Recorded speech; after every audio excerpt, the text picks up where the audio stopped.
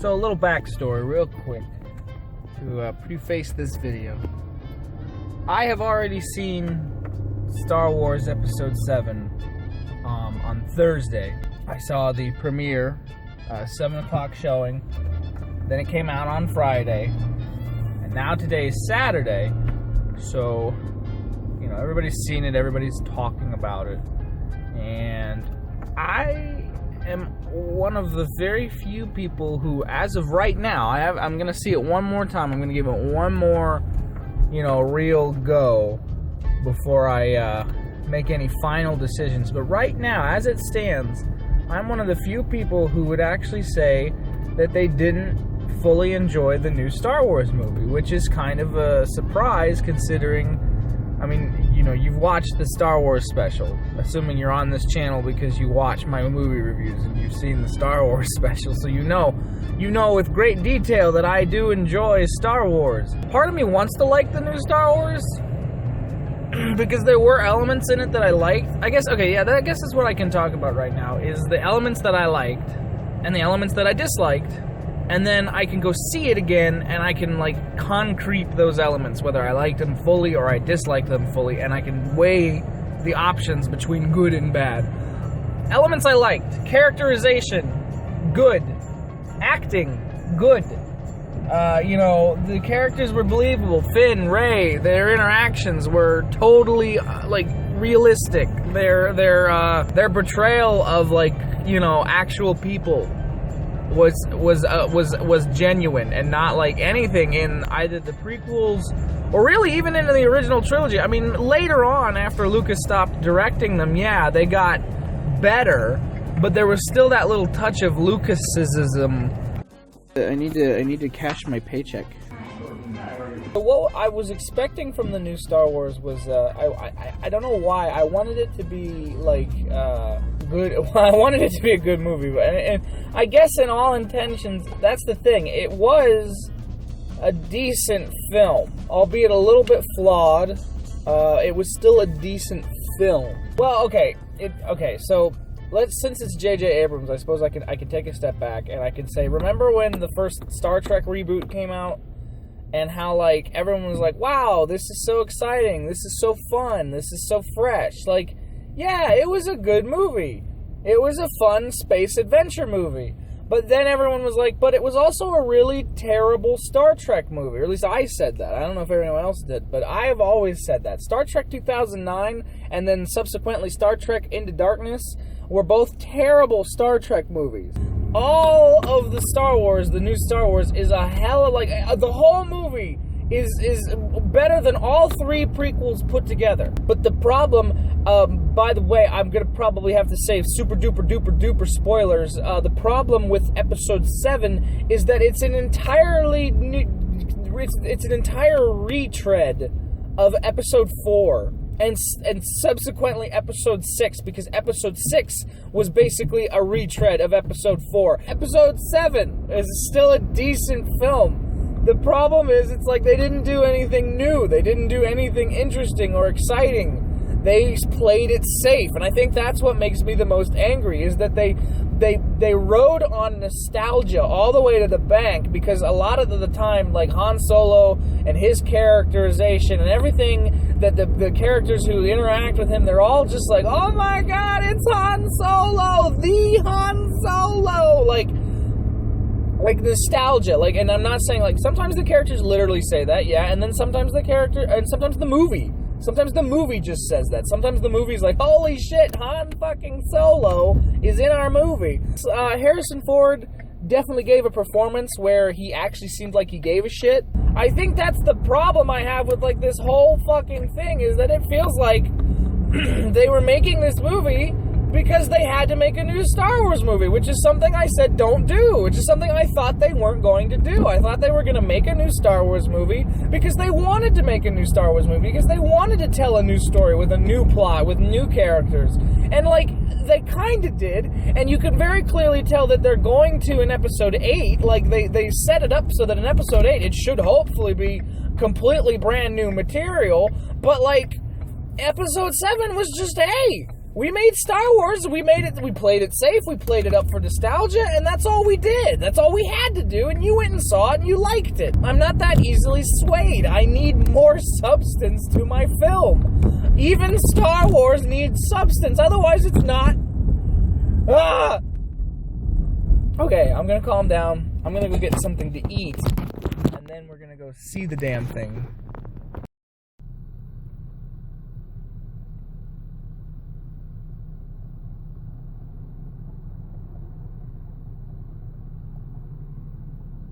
Come on, it's fucking green! Okay, so let's go in and actually see it. Helping their child save. Give thanks for the... Okay. I just came out of the second time seeing it. And, you know, I appreciate it a lot more the second time than I do having seen it the first time. I still stand by most of my flaws with it. The flaws that I have with it are still, in my opinion, very genuine flaws that I think they could have addressed better. Just a few things that I think could have characterized it a little better and made it a little more genuine, and a little more of a story, and not so much, oh yeah, everything happens because the Force wills it. I think that's my biggest complaint plot-wise, is that it does feel like most of the film takes place simply because the will of the Force commands that it takes place. Like, Finn becomes a good guy on his first outing as a stormtrooper, even though having been completely brainwashed as a child, having never grown up in a world where he didn't know anything but the First Order, he still decides on his very first outing that it's time to be a good guy. I think that should have happened later in the film. I think what could have happened was they should have showed Finn earlier in the film. By the way, just as a quick aside, the film is really long. Like, I looked at the runtime this time, and it's like, knowing what's about to happen, when you're sitting through it, you're like, oh, this is starting to drag a little. Like, it's not as tight. It's not as tight as Episode 4. That's another issue. I know. All right, let me finish the Finn thought, then I'll finish that thought. Finn could have very easily gone and had scenes where we see him maybe idolizing the Force, idolizing the good guys. Perhaps he has secret pinups. I mean, this is kind of, obviously there could be a smarter way, even smarter than what I'm saying, to do what I'm saying. But like anything, like I don't know, maybe he had a poster, you know, maybe he has some weird hologram poster of like of an archival, yeah, there you go, an archival record from the Empire of Luke like fighting Vader. Maybe he has that tape, right? Like maybe they taped that somehow, like security footage got a hold of like Luke and Vader at the very last confrontation, right? Like in Jedi, and he has that somehow, and it's like he keeps it by his bedside. And since he keeps it by his bedside, you know, he looks at it every night and he goes, boy, that's what I want to do, but I'm conflicted by it. You know, he's like he only knows the First Order. The First Order is his family as far as he's concerned. He only knows this one thing, but he longs for a different existence. Actually, it could have been a parallel to Rey, who is our parallel to Luke. Like, it looks like that was what they were kind of trying to do. Every character who is a new character is sort of a parallel to Luke. They live in a place that they don't like. They have a conflict that they have a hard time escaping from, and they are yearning for some other life. I guess what I'm saying is, it's like those parallels could have been strengthened way more. Like I said, like Finn could have looked at that thing of Luke, or look at that thing and said, oh boy, you know, I want to be the good guy, but I can't leave the First Order because the First Order is my family. But then when he finally gets out, he finally sees, like, firsthand, because then it would make sense that now it's his first thing. Like, he's heard the stories and he goes, oh yeah, that sounds really cool, like, I like it. And then he gets out there for the first time, and suddenly he's going, like, oh my god, this isn't like, because war is suddenly this real thing to him now. Oh my god, people are dying. Oh my god, I don't want to do this anymore. Then he says, alright, fuck it, I'm a good guy now. You know, he saves Poe. He does all that stuff. The plot wise is very, it's a loose interpretation of A New Hope. It is this, which I guess in a way is kind of the thing with Star Wars now, because if you go back to Episode 1, you remember that's where the clip of George Lucas saying, it's like, oh, it's again, it's like poetry, so if they rhyme. Mm-hmm. Every stanza kind of rhymes with the last one. That's him talking about Episode 1. That's him talking about when Anakin gets in the ship at the very end of Episode 1 and he blows up the droid control ship, and that's what ultimately saves the day. He wins the day because it's a loose it's much looser, way looser than this movie. A loose interpretation of Episode 4. Episode 7 is a less loose, but still loose, but more, like, very clearly trying to be Episode 7. It wants to be this trilogy's Episode 4.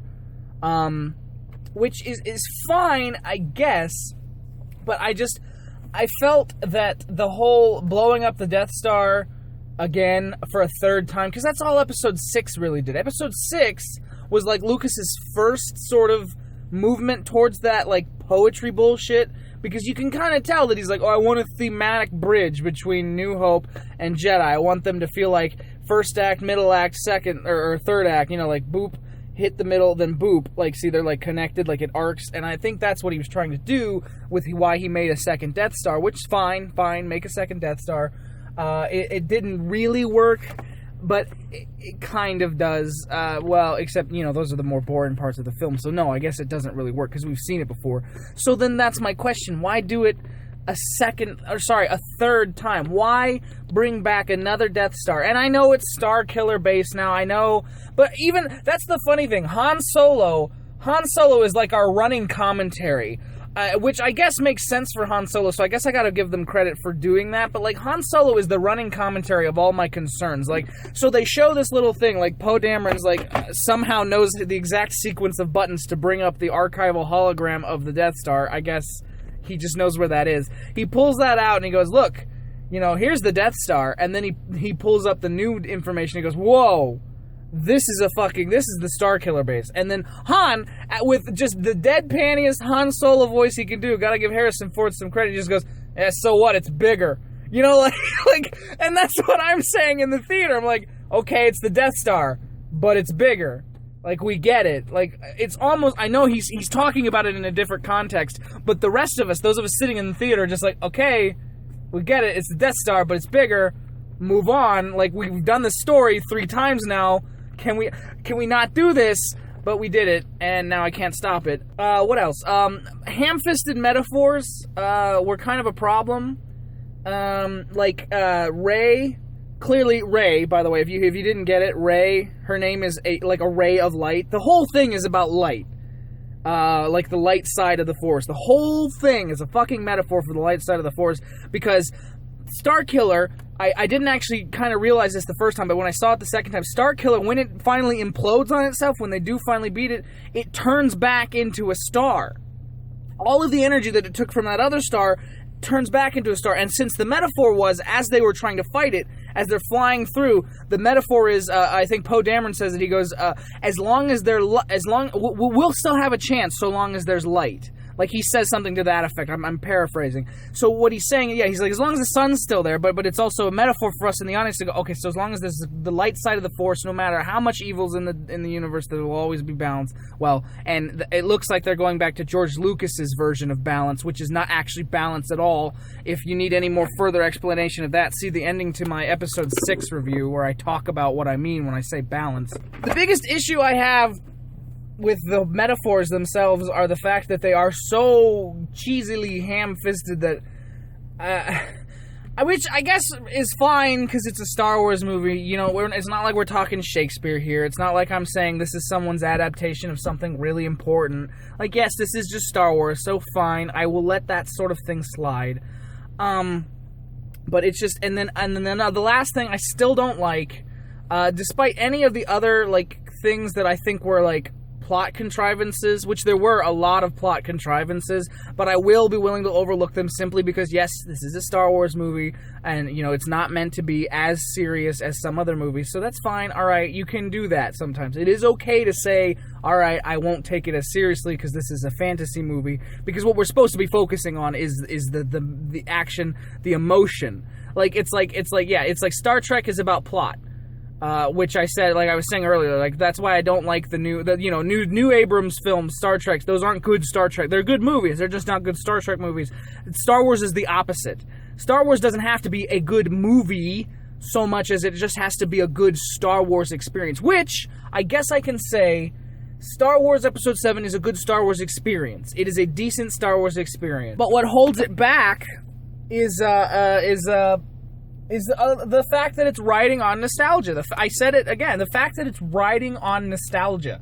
Most of what this new movie is, at least with the older character, you know what? That's another thing. I'm super pumped for Episode 8 for 3 reasons. One, they set it up at the end. They set up Episode 8 perfectly. Rey is going to train with with Luke Skywalker. She's going to restart the Jedi. There's going to be that whole thing. B, it's going to be hopefully mostly entirely about this new cast of characters because the old characters are just boring now. I'm sorry. I know I'm probably going to sound like a heretic for saying that, but Han Solo didn't need to be in this movie. General Leia did not need to be in this movie. Luke Skywalker didn't need to be in this movie, and he wasn't until the very end. Luke Skywalker will ultimately be important, though, to the plot, so it's okay. But that's another thing. Luke Skywalker should have been in this movie more. I believe it or not, and not because of this, I wanted to see Luke Skywalker pull out a lightsaber. No, there was no point in that, and I'm glad that they didn't, but I feel like there should have been some reference to him more, and not in just the Jedi are real, Luke Skywalker is real, oh my god. I mean more Luke could have had those moments where when Rey, the one moment I think would have made the most sense is, or 2 moments actually. The one moment would be when Rey was fighting Kylo for the first time with Luke's old lightsaber. It would have been really freaking cool and a reference. I mean, if you're gonna do A New Hope, you might as well go all out. They should have had Luke's voice in her head talking to her through the Force and saying, because he can sense that his lightsaber, I don't know, it's the Force. He can do whatever the fuck it wants. Maybe he can sense that the lightsaber's been activated for the first time in 30 years, and suddenly he's he senses who the user is. He senses who she's fighting, and he's use the Force. Use the Force, Rey. Why? Because it would have made more sense then, because otherwise, when she finds out that the Force is a real thing, the day before, earlier that morning, she didn't even know what the Force was. Now, all of a sudden, she can do Jedi mind tricks, and all she has to do is close her eyes, think about it for a little bit, and suddenly, boom! She can defeat Kylo Ren with, nothing. I am emotional about. I really like these movies. That's the biggest problem. Is I really like these movies and I want them to be good. And I don't understand why this movie was not. They didn't think about the things that I'm thinking about right now, because I think that's the problem. They were thinking about something different. They were thinking about what they remember. They were thinking, let's make Star Wars the way we remember it, instead of saying, let's make Star Wars and move forward. They even kind of say that in the movie too. Again, and running commentaries. What's her name? The little alien with the glasses, the weird magnifying. I don't remember her name. I'm sure I'll remember it later. She says to Rey, she says, your destiny isn't behind you, it's ahead of you. That whole thing, that should be, and that's again, we still have 8 and 9. When 8 and 9 are out, when it's all said and done, we might all look back at Episode 7 and go, yeah, it was decent, it was just an Episode 4 ripoff, but you know what, it set up the story for something great. We might all go back, because it could be great. This new trilogy still has the potential to be great. It's not like I'm sitting here talking to you about Episode 3 like I was in the Star Wars special. You know, this isn't just, oh, well, they fucked the fuck up. There's still a chance. There's still a good chance that they could make this work. And I'm really hoping that they do. What was it? Oh, I never got to say it. The second time I think it would have been neat for Luke to have appeared in the movie would have been when when Han dies, again, by the way, spoilers, I'm marking this video as spoilers. Do not watch this unless you have seen the movie already. When Han dies, there's a scene where Leia, obviously being somewhat of a Force user, surprising she herself hasn't been trained even a little bit by this point. It's been 30 years. She's known she's a part Jedi for 30 years, and she hasn't done anything. All right, whatever, fine. Maybe she didn't want to. Maybe she's like, all right, I'm too old. I'm not really into this whole thing. I'm going to let Luke, my brother, I'm going to let him do all that stuff with my son. Cool. But like Leia, when she feels it in the Force, she does the Obi-Wan things. And suddenly it's as if though 1,000 voices cried out in pain, even though nobody did that when fucking... I want to say Coruscant. It's not Coruscant. Wherever that planet that the New Republic is on, that gets blown up by the Starkiller, that planet, nobody says anything when they all die. They just go, whoops. I mean, obviously you can tell that they're like, oh shit, that fucking happened. But they're not like nobody who has a Force user is just like, as if though thousands of voices suddenly cried out and then were silenced. Like, no, they don't say that. But when Han dies, when a character that we know dies, a character that we in the audience are like, oh no, fucking Han Solo's dead, that's when Leia's like, oh no, I'm crumbling with emotion. Like, that's when, see, that's what I mean. That's my biggest issue with this film, actually. If I could just wrap it all up, biggest issue with this film is that it is entirely, it's about what Star Wars was and not what Star Wars should be. And that's the thing I'm taking away from it the most. Maybe even more so, maybe if I see it a third time, not in theaters, I'm not paying again, but if I see it a third time, and when it comes out on DVD, I'm sure I'm going to probably watch it again, and maybe a few more viewings, and maybe I'll come to really appreciate this film more so than I do now. But right now, right at this very instance, having seen the film twice, if I guess to properly explain, I'm going to use a numerical system. Here's what I'm going to do. I'm going to rate all the Star Wars movies, all right? I'm going to start 1 through 6, and then I'll give this one a rating. So here's what it is. Episode 1, 2 out of 10.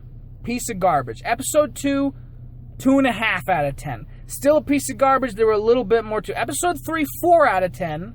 Simply because it still fails, but it has a few moments that comes close. Episode 4, 7, 8 out of 10. Episode 4 is an 8 out of 10. It starts everything off perfectly, and it makes you really excited for everything that's to come. Episode 5, 9.5 out of 10. It is not a perfect movie.